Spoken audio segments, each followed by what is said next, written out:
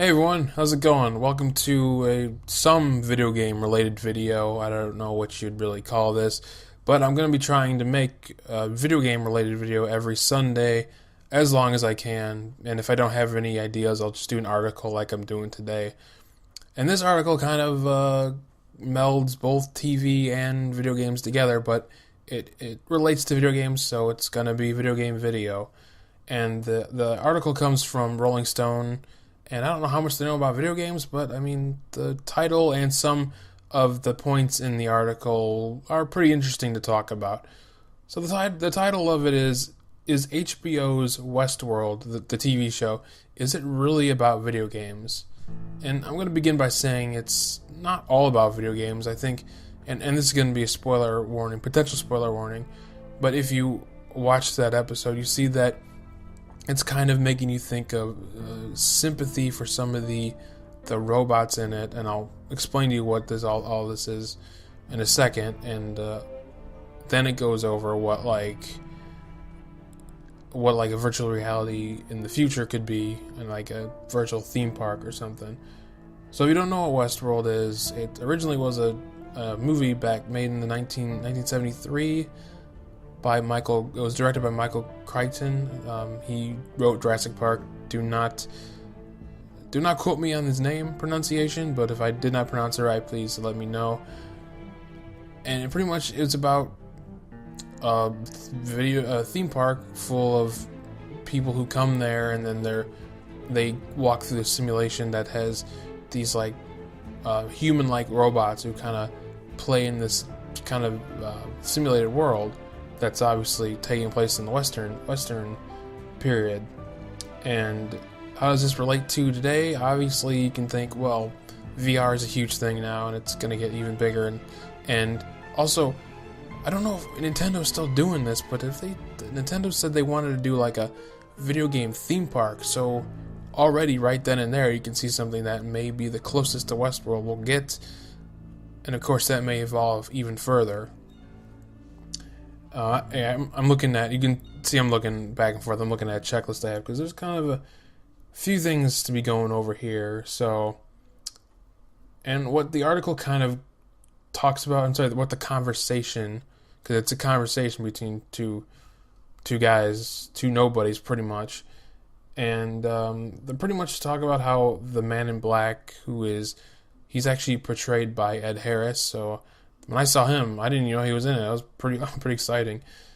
But he kind of shows up toward the middle of the first episode, and you can tell that right away he's what they call a guest. I mean, if the word doesn't already, imply, it implies that he's a guest to the park. Duh. And apparently it was just strange. If you didn't see that episode, none of these robots, they're called hosts, can hurt the guests. And it's odd that the man in black, which is Ed Harris's character, if I did not mention that before, kind of for some reason didn't even care to interact with the other characters. He kind of forced one of the characters to shoot him, but he, of course, didn't get hurt because, like I said, the guests don't get hurt. But it's odd because he kind of just used that to some weird advantage or something. And these two guys talk about how they ask the question, pretty much, is the man in black a griefer, as like, he just fucking around with people or messing around with the game or something, and it's known. He pretty much says in the episode that he's been a guest for 30 years, but it seems like he's been saying things that make it seem like he liked it earlier, which is pretty funny, because I was just thinking about the new Call of Duty coming out, more specifically Modern Warfare Remastered. And how we're like, oh, we hate that. People who liked Modern Warfare, the first one, Call of Duty 4, we hate how it's become now. So it's had kind of an interesting relation there. But you don't see people griefing people in the newer Call of Duty games because they hate them. So that's different. Another question they posed was, is he a QA tester trying to break the game? Which, you know what? I think that one seems the most logical. But regardless of what it is, there's definitely a lot more to this character than just being a guest, whether testing or being a griefer, because he literally scalped one of the robot characters, and then underneath that, like, the skin or whatever, there was some weird design that I'll show right here, a picture of right now. So it's just, I don't know what that means, but pretty sure we'll find out about that very, very soon. And then there's a quote from a guy named Chris, one of the two of them. He runs some shitty podcast, and this just really kind of irritates me. And by the way, it's a gaming podcast too. So I'll read this quote. Once we spend more time inside these systems, talking about VR, we'll realize that VR is a virtual space and not a corporeal one. So not a real space, if you don't know. And we'll start to play with the spaces in a way we're kind of afraid to do. So I guess we're all on the way to becoming Ed Harris.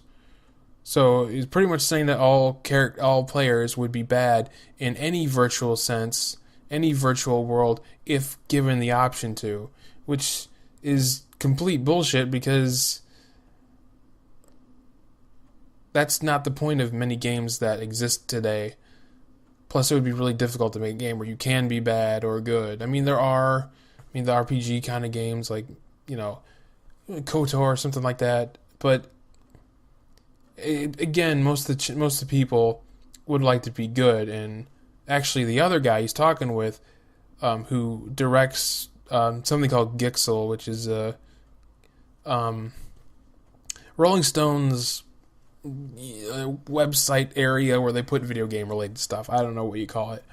And he came with a counter argument by saying that maybe this Man in Black character got tired of being a hero and just wanted something different. And that what I said just a little bit ago, that most people would want to be the hero. And like I was saying, I agree with that. Or, even it could be even simply put that most people just want any kind of change after doing one thing for a long while, which makes a lot more sense.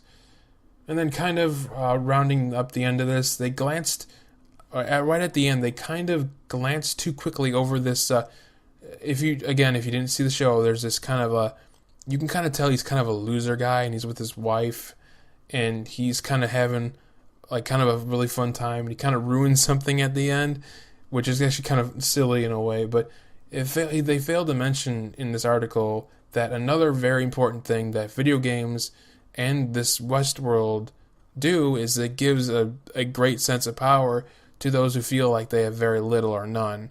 And that definitely hit when I read that, or not when I read that, when I thought of that hit me definitely a lot harder than it would probably most people, because I suffer from a disability that's pretty debilitating. And, video games are definitely a good release for me. So that's I kind of didn't like how they just mentioned it for like a second, didn't even really talk about it.